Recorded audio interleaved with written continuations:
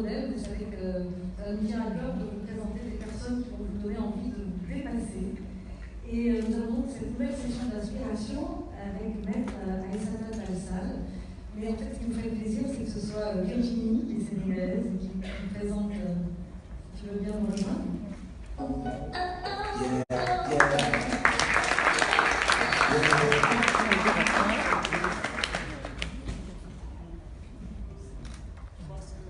Pour présenter Maître Aïssata Tall Sall, je n'aurai pas besoin de documents. Alors, c'est un honneur de présenter Maître Aïssata Tall Sall, que je présente comme étant une brillante avocate sénégalaise. Maître Aïssata Tall Sall est également une figure emblématique de la scène politique sénégalaise en tant que députée à l'Assemblée nationale, maire de la ville de Podor. C'est également une cinéaste accomplie puisqu'elle a monté les marches du Festival de Cannes pour avoir joué son propre rôle aux côtés de Abderrahmane Sissoko dans le film Bamako en 2006. Et Maître Aïssata Tall Sall est surnommée la lionne du Fouta, puisque le Fouta c'est la région nord du Sénégal. Pour ses prises de position courageuses, c'est une femme qui est respectée dans ce pays.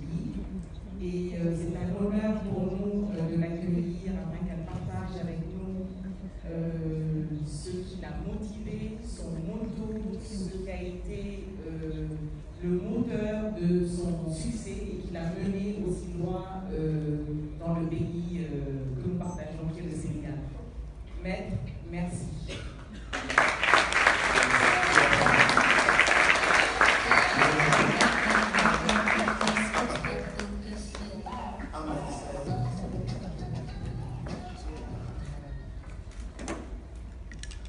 Merci. Bonjour à tout le monde. Je suis très heureuse d'être avec vous aujourd'hui. C'est pour ça que j'avais insisté auprès de Fanny Gaz pour lui dire que j'arrivais hier soir de Paris pour être aujourd'hui parmi vous, parce que je considère que pour moi aussi, malgré tout ce qu'elle vient de dire, peut-être même à cause de ça, que ce que vous faites est inspirant pour moi. Et que moi aussi, je suis venue apprendre de vous. Parce que la vie est une éternelle leçon. Même celle qu'on pense avoir su, on découvre tous les jours qu'il y a un temps qu'on ignorait et qu'il faut toujours réapprendre. Et je réapprends avec vous. Ce que je réapprends avec vous, c'est le courage d'agir. Monsieur le directeur général de la Sonatel, qui était là tout de suite, a utilisé une dizaine de fois le terme « oser ». Mon mouvement s'appelle « Oser l'avenir ». Mais je le dis. Oser parce que j'ai compris très tôt que la vie est un combat. Et que ce combat, il est réservé aux hommes et aux femmes qui ont le courage de l'action. C'est vrai que dans l'action, on échoue tout le temps. Mais l'échec est aussi une leçon de la vie. On apprend toujours de ce qu'on a échoué. Alors je suis heureuse d'être là pour avoir ce temps d'échange avec vous, de vous dire un peu de ce que je sais et peut-être de prendre beaucoup de ce que vous-même vous avez. Alors Fanny, merci d'avoir permis cela, merci à Danone, merci à L'Oréal, mais merci à toutes ces femmes qui ont accepté d'être là pour que nous puissions ensemble discuter et nous enrichir mutuellement. Donc merci. Vous me dites, qu'est-ce qui s'est passé dans ma vie? Je ne dis pas grand-chose, parce que j'apprends que les héros, c'est les gens qui tous les jours font le travail. Point final. Tous les jours. Parce que pour eux, la plus belle aventure, c'est l'aventure de l'existence. C'est déjà la vie. Quand on va à l'école et qu'on découvre les choses comme un monde magique, on se dit, mais attendez, on ne savait pas que cet univers-là existait. C'est déjà les premières leçons, moi en tout cas, que j'ai apprises. À Podor, 500 km de Dakar, un jour dans un procès à Abidjan, où les gens étaient entre les gens du Nord contre les gens du Sud, les musulmans contre les chrétiens, j'ai pris la parole à la barre pour leur dire, voilà moi ce que je sais de la Côte d'Ivoire. Un pays dont la légende se fonde sur celle de la reine Bocou. cette grande reine de la tribu Akan, qui avait été persécutée et pourchassée par les hommes, qui a traversé la rivière Mano pour aller s'installer ailleurs et qui avait son fils, le prince héritier, sur le dos. Et les gens lui disent, tu ne peux pas traverser le fleuve en tant que reine. Il faut que tu fasses un sacrifice humain. Alors tous ces chambellans derrière elle sont venus s'offrir aux caïmans du fleuve qui réclamaient ce sacrifice pour qu'elle puisse traverser. Les caïmans ont refusé. Seul le prince héritier pouvait servir de sacrifice. Et c'est le seul qu'elle a fait. Elle l'a enlevé de son dos, elle l'a jeté dans le fleuve et elle a dit baoulé. Comme disait César, allez à l'Ecta-Est, et ainsi le sort à le jeter. Baoulé. Et les caïmans se sont mis en que fil égale, elle a traversé, elle a fait traverser son fleuve. Seule une femme est capable de ce sacrifice. Et ça, c'est la vérité. Et je disais aux Ivoiriens, comment vous pouvez avoir une aussi grande légende de générosité qui fonde votre histoire, qui fonde votre mythe, qui fonde le mythe de votre peuple, et vous mettre à discuter entre musulmans et chrétiens et entre gens du Nord et gens du Sud. Mais quand ils m'ont dit, mais où est-ce que vous avez appris ça? Je leur ai dit, à l'école à Podor, 500 km de Dakar. Donc l'école déjà très tôt vous apprend en tant que petite fille à comprendre que là, la porte du monde peut s'ouvrir devant vous. Et une fois que vous l'avez compris, vous ne compétissez plus avec le garçon. Le petit garçon à côté de vous, il ne vous intéresse plus. La seule chose qui vous intéresse, c'est le monde qui s'ouvre et vous devez aller aussi loin que vous pensez pouvoir l'être. Donc, je pense que pour nous les Africaines, l'école sert déjà à ça. Et moi, l'école m'a servi à cela. Mais l'école a servi à autre chose, à comprendre que dans la vie, rien ne vous est donné. Rien. Aussi bien aux hommes qu'aux femmes. De ce point de vue, on est en parfaite égalité. Il faut toujours se battre. C'est vrai pour les femmes, beaucoup plus que pour les hommes. Je lisais il y a quelques jours un article de Mme Muriel Pénicaud. Muriel Pénicaud, elle était DRH de Danone, non? Elle est aujourd'hui ministre du Travail.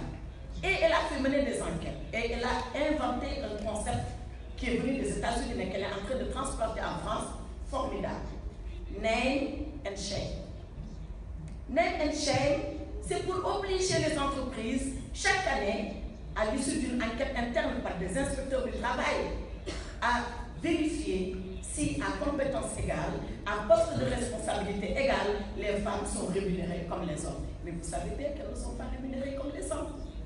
Je ne sais pas qu'est-ce qui se passe à Sonatel, mais entre le niveau de salaire des femmes et des hommes à compétence égale, il y a à peu près 19% de différence au détriment des femmes. Or, qu'est-ce que dit Muriel Pénicaud? Elle dit que pour que la femme soit embauchée, il faut qu'elle soit 125 fois plus compétente. Pour l'homme, on a peut-être besoin de 70%. Pour la femme, 125% de compétence. Il faut presque qu'elle soit un surhomme pour arriver à être embauchée. Voilà les défis qui sont devant nous, les femmes. Et c'est ça qu'il faut aller combattre avec les armes que nous avons. Mais les armes que nous avons, c'est quoi? Et effectivement, il a dit, je suis d'accord. Moi, je refuse qu'on me dise, tu es une mère de famille, tu es une avocate, tu es maire d'une ville, tu es députée, mais il faut tout de suite voir quelle est la tranche de ta vie qui va prendre le plus de temps. Non, je donnerai à chaque tranche de ma vie la qualité de la demi-heure de temps. Les 2 heures de temps que je vais leur consacrer vont être des temps de qualité. Voilà comment je résume, moi, ma vie sociale. Et je pense que les femmes peuvent s'en sortir. Et c'est en cela que les femmes, c'est des surhommes. Parce qu'arriver à mener tout cela à la fois et en même temps, il faut savoir se démultiplier, même se décomposer. Jouer un rôle ici, ensuite jouer un autre. Mais c'est le destin des femmes d'être comme cela. Et nous voulons être comme cela. Et nous sommes heureuses d'être comme cela. D'être des femmes, de ne pas être des hommes. D'être des femmes. Et d'être à la fois cet être accompli qui peut faire ce que les hommes font et qui peut faire ce que les femmes font.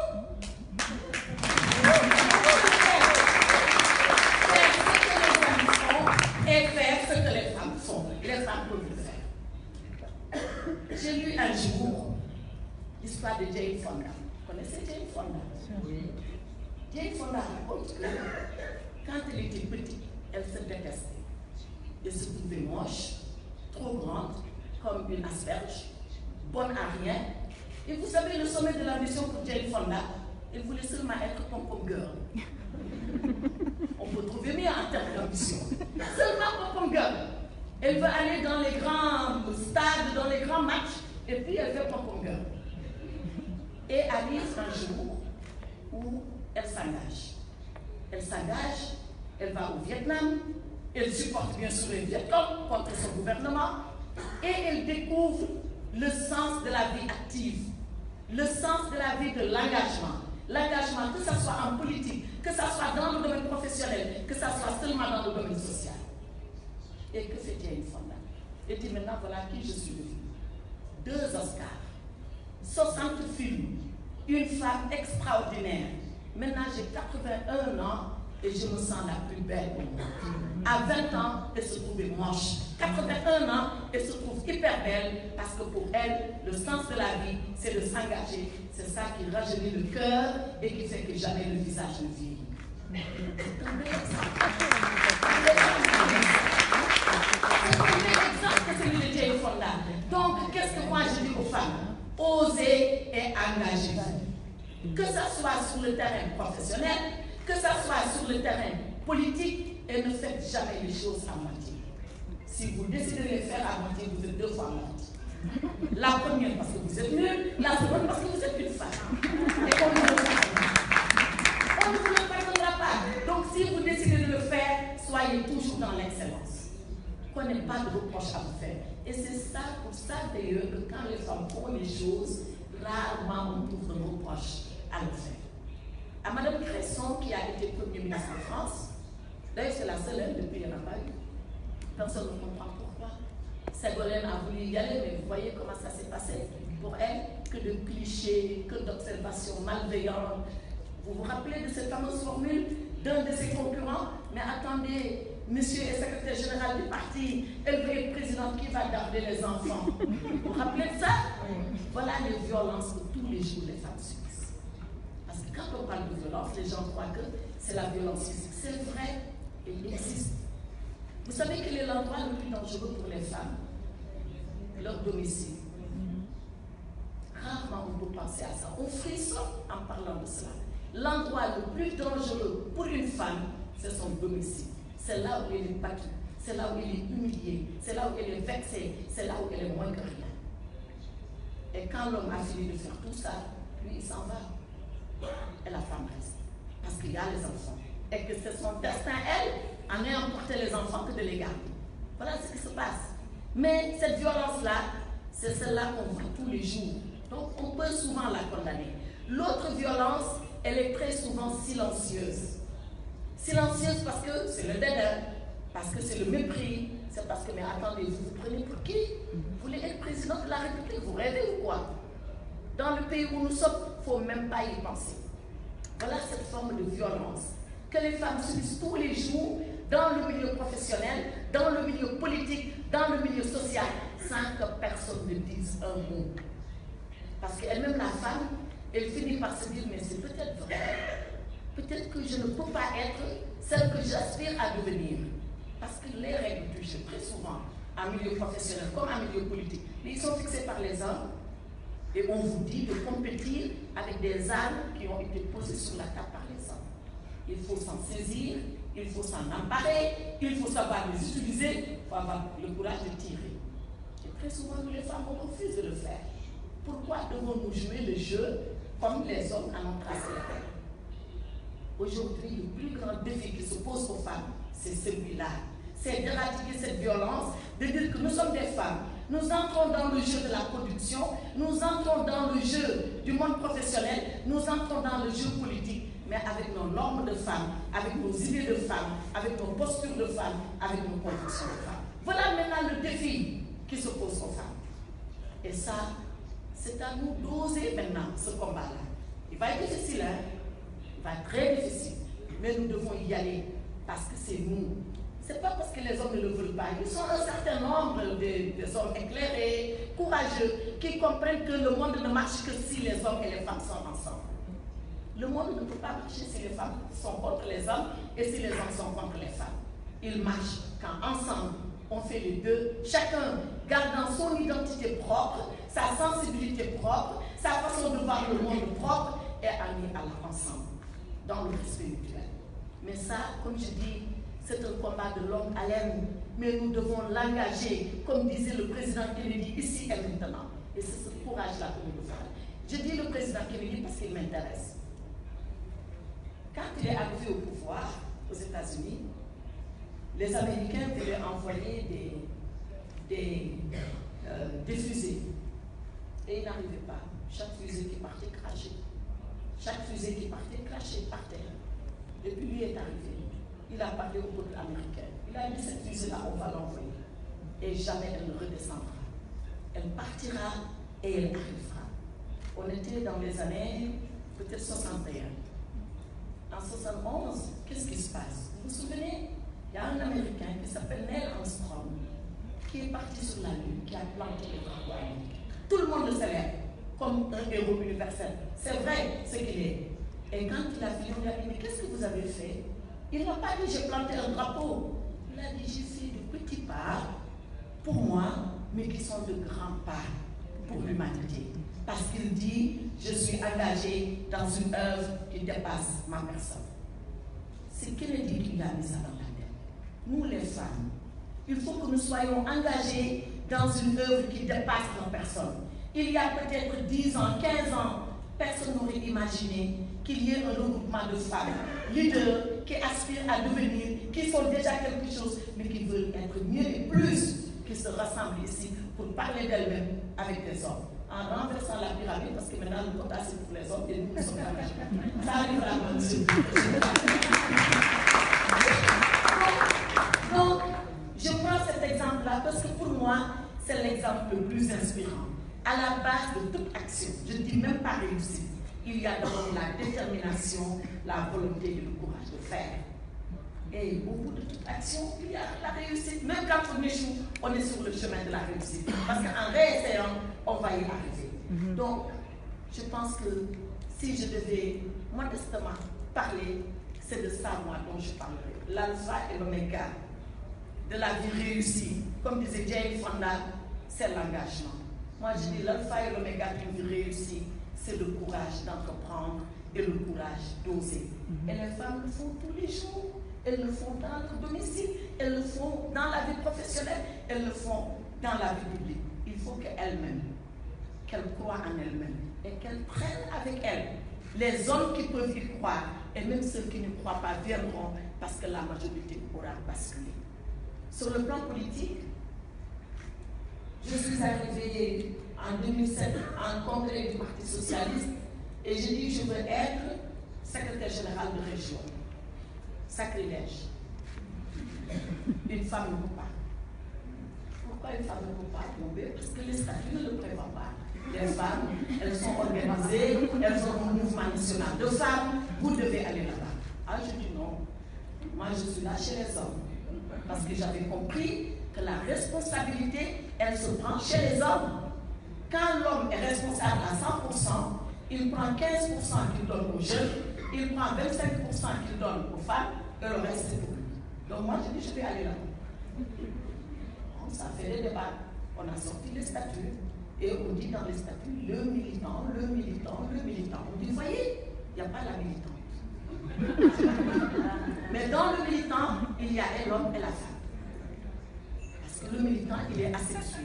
Et d'ailleurs, ça pose un problème maintenant. À l'Académie française, on vous dit on ne va pas féminiser les noms parce que le genre commun, c'est le genre masculin. Voilà le débat qu'il y a maintenant à l'Académie française. Vous vous rendez compte de ça? C'est devenu ubuesque. Et Ségolène Royal, justement, pour reparler d'elle, dit mais attendez, c'est qui la préfète maintenant? Ah, la préfète, c'est la femme du préfet. Et maintenant, et quand la madame est préfète, ça y est pas. Parce que la préfète, c'est qui madame l'ambassadrice, c'est la femme de l'ambassadeur. Et quand la femme elle-même est ambassadeur, ça y est pas. C'est déjà occupé, c'est pris, on n'y peut rien. Voilà les débats, voilà où est-ce qu'on en est à l'Académie française. Bon, mais laissons-les entre académiciens, ils sont là pour refaire le dictionnaire tous les 2 ou 3 ans et voir qu'est-ce qu'il faut changer et pas changer. Ça peut nous intéresser, mais pas à un niveau intéressant. Donc je reviens à ce que je disais, que dans ce combat-là, les femmes doivent être à la pointe. Pour qu'elles soient à la pointe, il faut qu'elles croient en elles-mêmes. Et croire en soi, pour moi, est la qualité fondamentale pour pouvoir y aller. Sinon, vous essayerez toujours, il y aura toujours un oiseau de mauvais augure, le mari, le frère, l'ami, qui vous dira, mais attends, tu penses vraiment que tu pourras? Bien sûr que je pourrais. Mais tant qu'on ne sait pas, qui va savoir si on ne peut pas? Personne. Donc la meilleure façon de nous dissuader, c'est de nous dire, n'y allez pas. Ce n'est pas la peine.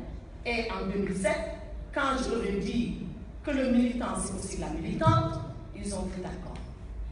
Finalement, ils ont cédé.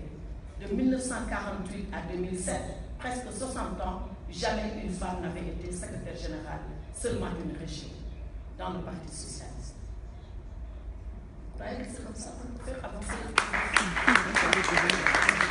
Mais moi, si j'ai pu le faire, c'est peut-être parce que je suis avocat et que tous les jours, je me mets à la barre, que j'affronte quelqu'un qui est devant moi, qui s'appelle le procureur et qui très souvent est contre moi. Et que j'ai quelqu'un d'autre de plus redoutable, c'est le juge, il ne prend pas parti. Il m'écoute, il ne dit rien, je ne peux même pas savoir ce qu'il pense. Après, c'est lui qui décide. Tous les jours, je dis ça, tous les jours, j'affronte ça. Donc, ça me donne quand même quelques ressorts et une responsabilité. La responsabilité, c'est de dire, si moi, l'avocate, je n'y arrive pas, mais qui d'autre va le faire? Qui d'autre va le faire? Parce que je pense que professionnellement, je suis outillée. Alors, la leçon de vie pour moi, c'est de considérer qu'en tant que femme, parfois, pour moi, il est beaucoup plus important que j'ouvre une porte que de m'installer dans le salon. Parce que quand vous ouvrez la porte, qu'importe la femme qui va arriver derrière et qui va occuper le salon, pourvu que dans le salon, il y ait autant d'hommes et de femmes, qu'il y ait même plus de femmes compétentes que d'hommes compétents, parce que ainsi va la vie, la femme elle est mère, la femme elle est épouse, la femme porte le destin du monde. C'est comme ça.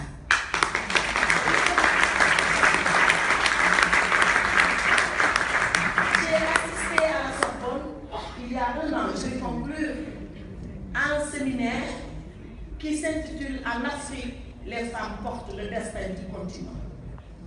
Et c'est des chercheurs à la Sorbonne qui réfléchissaient sur ça. J'ai dit, mais qu'est-ce qu'ils ont raison? Pourquoi il faut aller jusqu'à la Sorbonne pour entendre ces idées-là? Mais qu'est-ce qui s'est passé? Nous avons vécu ici des années tragiques sur le plan économique. Dans les années 80, justement dans ce film qu'évoquait Fanny, on était en train de dénoncer les politiques d'ajustement structurel menées par le FMI, la Banque mondiale, qui ont complètement désagrégé nos économies, détruit nos sociétés et presque mené quelques pays à la guerre civile. Et les hommes ont perdu beaucoup d'emplois parce que les entreprises étaient fermées. Mais qui a remplacé les hommes?